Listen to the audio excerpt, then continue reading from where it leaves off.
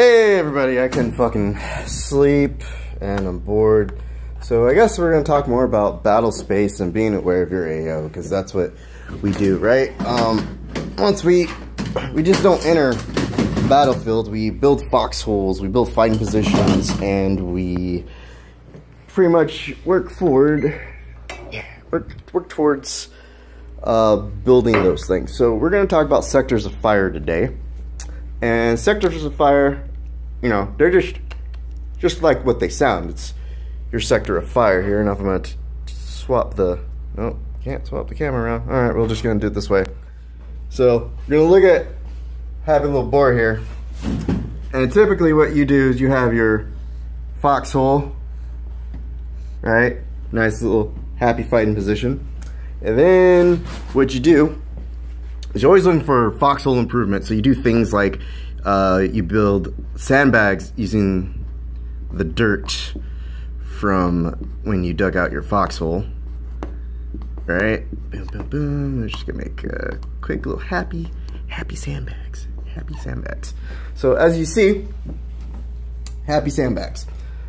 And what you want to do once you have your fighting position dug, you got your happy sandbags in, and you finished your foxhole improvement, which honestly it just never stops. You never really finish. You're gonna add things like concertina wire. You're gonna add some camo, rain protection, whatever. But your range card is simply going to be a card that delegates your left and your right limits, as we see here, left and right limits, right? And then you measure out, you know, pretty much your range, like so. So you always want to do it in, you know, reference to whatever's in front of your fighting position. So this is north, right? I need to find a better fucking marker. This is north, right? You're gonna say like, oh, my furthest I can hit is by this tree over here. Happy ugly tree. And then you may have like a carry thing or a rock or something. It's MRE now. And you know, this is danger close. Anything closer to this point, well, you're probably gonna get overrun and whatnot. But what you also should be cognizant and aware of are the fighting positions to your left and to your right. I guess we'll grab another marker here to better annotate that. We're gonna use blue, because blue force. Blue fucking force. What do you do? No, fuck it. So, you know, we got blue to your left, to your right.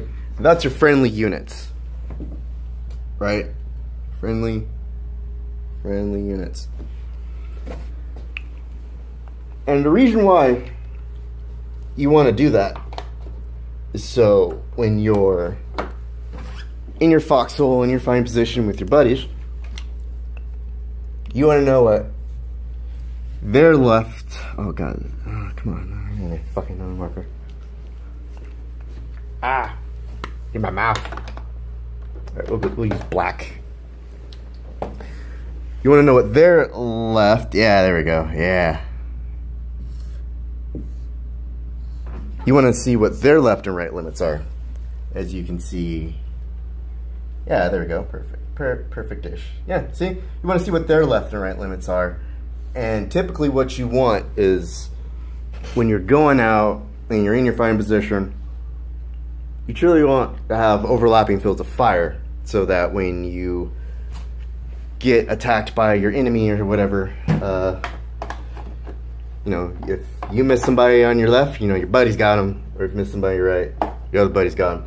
It also makes it easier to, so you don't go in and as you're firing forward into your left limit and your right limit, you don't turn and shoot your buddy to your left and shoot your buddy to the right of you. That's all what this is for. And this is actually ties back into what I talked about earlier about knowing your battle space, right?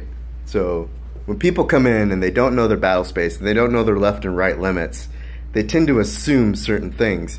And rather than having overlapping fields of fire, what we're doing is we're turning to our left, turning to our right, and we're shooting our buddies.